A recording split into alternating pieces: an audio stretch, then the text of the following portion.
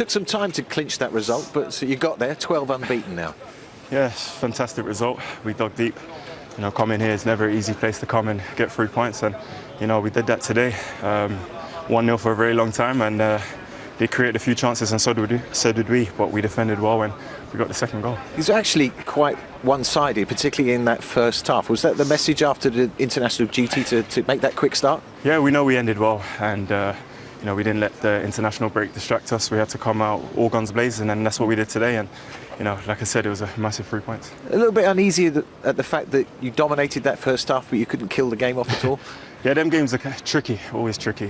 When you're 1-0 up and you know you can't get that second goal, and you know they're creating a few chances. It's very easy to drop your head and lose confidence, but we didn't do that. We kept our confidence and kept going. Yeah, there were a few surprises there, a few misses and a few misplaced passes that you could have killed it off, but you did it in the end. At third match running you've scored, so decent service you're getting as well, I should think, from these players. Yeah, you know, we knew we're quick on counter-attack, so I had to get myself forward, and you know I was tired, but I had to stay in control and pass it through the keeper, and that's what I've done, and killed the game off, thankfully. And you've moved to the top of the table. There's no harm in that right now, is there? No pressure. No. Obviously, that's where we want to be, and just keep getting the 3 points, and hopefully we'll stay up there. He's now scored in 3 consecutive appearances for Chelsea's Tammy Abraham. He's got 5 in all competitions. Is he making himself undroppable right now, Owen? Undroppable. Timo Werner's undroppable, but I think he's making himself a really good squad player, and I think we got 15 last season. I don't think he gets enough credit for his overall game. I love the fact his size, and technically I think he's better than people give him credit for, and he's getting goals. But I think when Frank gets his best team nailed down, it will be Ziyech on one side, Pulisic on the other, and then Werner through the middle, Havertz and Mount. I think that's going to be his best team. Kante, I thought, was brilliant again today. But Tammy is really important as a squad player for Chelsea. I think as well, Manish, Tammy now knows, Owen, he's got to get numbers. He's got to have goals. I think when you're a young player coming into to any team, particularly a big club, you want to make sure you're part of the team. You want to perform your role, your duty for the team. Now, as a striker, there's a time when you cross over into I need goals. Unless I score goals, I can't worry about what the boys do at the back. I can't worry about everything else for the team. Yeah. I've got to make sure I produce and I get goals. And I think he now realises to stay right at the focal point of Chelsea's attack, he's got to get his numbers, and he's doing it very well at the moment. If you compare that performance and result to the same fixture last season when Chelsea lost it in the dying moments, does that show us in a nutshell how far Chelsea have come in that time? It shows you how far Chelsea have come and how far Newcastle have come as well. I think because Newcastle today, I'm very disappointed. The attitude, the mindset from the off was negative, and it went exactly, I think, as we kind of predicted today, that they weren't going to get anything out of it. But Chelsea they're going to be dangerous. They have got so many good options in those forward positions. If you think about any team when you're struggling in the Premier League, if you're thinking, normally when you're struggling, we can't score a goal. We haven't got enough pace in the forward areas. We haven't got attacking options. Chelsea have got it everywhere. Yeah. Even fullbacks flying into the last third. So it's just about now Frank kind of keeping them happy as best he can, and letting them go and strut their stuff. They're very good. Let's have a look back at Chelsea's second goal, which Abraham scored. But what about Timo Werner's role in it, considering he missed a few chances before? Yeah, but I think the amount of chances he creates. I mean, look, that's what he gives you. He works so hard. He's pressing. They're just being too unselfish. Just shoot yourself. I think when you see he's annoyed with himself that he is trying to square it because he realises he's got to shoot. But this is what he gives you that not many players have. Just this raw pace, Andy. I mean, honestly, I know Newcastle got to foul him or do something, but wow. I mean, that is brilliant.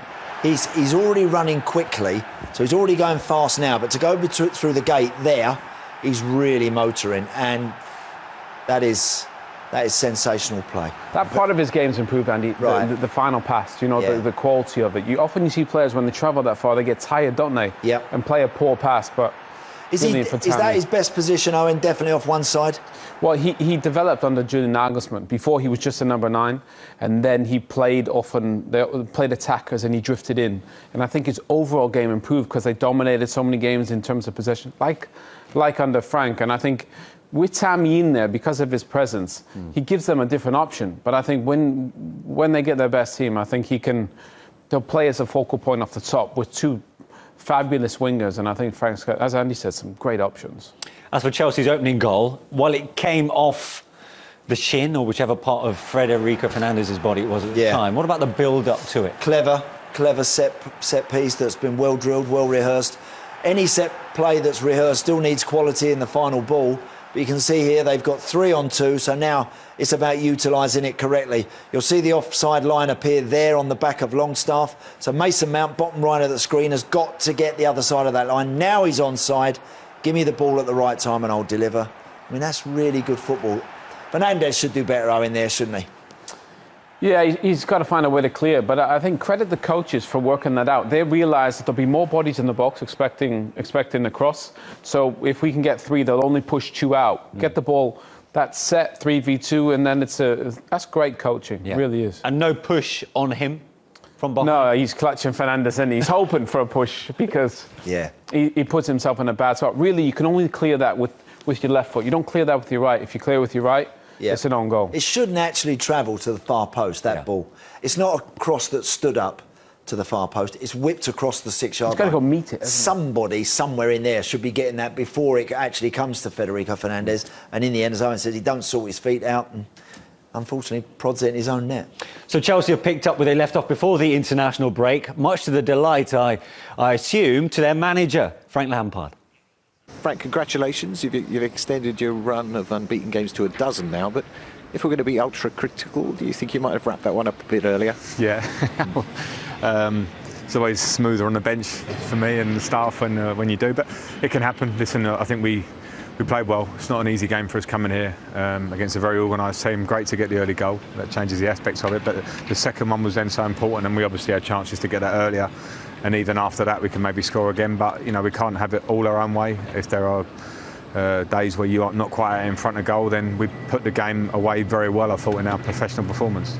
You say you can't have it all your own way, but you pretty much did in the first half. It was around 80% possession, but you maximised that and killed the game off. Yeah, I think we settled into that. I thought the first 20 minutes we were great because we had control and we had penetration. We had people running in behind. We were getting the side and making crosses. I think there's sometimes a danger of that sort of control that becomes comfort, which is dangerous. And we then turned it over a couple of times. So that was the message at half-time. They came out, to be fair, more positive in the second half. And I always felt that the real danger moments for us could be on transition and counter-attack, because Timo showed that 2 or 3 times in the first half, and then obviously he shows that for Tammy's goal. And is the word complacency applicable here in certain sense, in the fact that you were so dominant, it became easy? I think it can be human nature and a bit natural, and it's important for a group as up for us. If we want to get to where we want to be, then you have to work on those moments when you do go ahead, but you don't get complacent, and you keep. As I said, penetration was the big thing to me, of having control but people still wanting to run. It's very easy to think, or come short to the ball. It's very easy to think, I'll play the safe pass. We had to keep making those more dangerous passes and the runs and the effort to get in there. And I think to a degree we did. It's not an easy game. I understand the players sometimes can become comfortable. It's little lessons where we can get it better. And sometimes it's just about getting a result after the international fixtures as well. Definitely, and we play well. We play well in patches, and the result is key in these games because the Premier League is tough, it's relentless, and after the break where we were playing well and everyone goes in their own directions and comes back, you try and get the message. You have to wake up early this morning and slap yourself and get out of bed and eat your pre-match, and that's fine. I thought they dealt with the challenge of the game very well today for the lads, so I'm very pleased. But you can have a look at the top of the table and see Chelsea right there. That's going to be quite pleasing, even for a short while. It's pleasing, but I'm not going to get excited about being top of the table for 5 minutes. I think it's time to stay humble when you go top, and know that it's a long race. Thanks very much, Frank. Cheers, thank you.